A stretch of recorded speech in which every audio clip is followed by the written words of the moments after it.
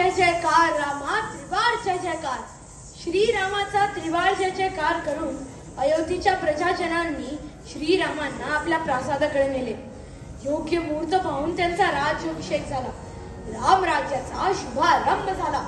श्रीरामांनी सुग्रीव, अंगद यांच्यासह सर्व वानरवीरांचा सन्मान केला.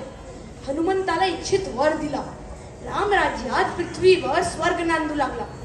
सीतामाईला डोहाळे लागले. सीतेने आपले डोहाळे श्रीरामांना सांगितले. श्रीरामांनी ते लवकर पूर्ण करण्याचे आश्वासन दिले.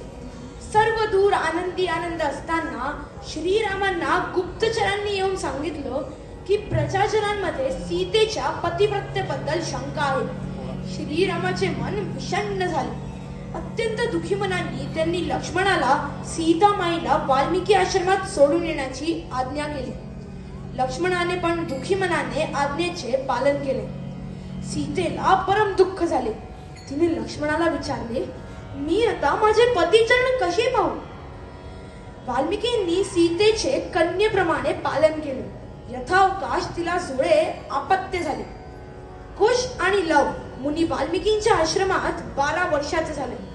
इकडे अयोध्येत श्रीरामांनी राजसूय यज्ञ आरंभिला. त्या यज्ञासाठी सहस्रावधी राजे मुनी अयोध्येला आले होते.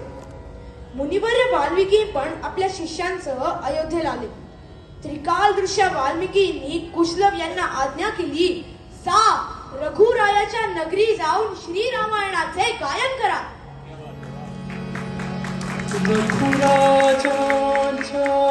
नगरी जाऊन रघुराजांच्या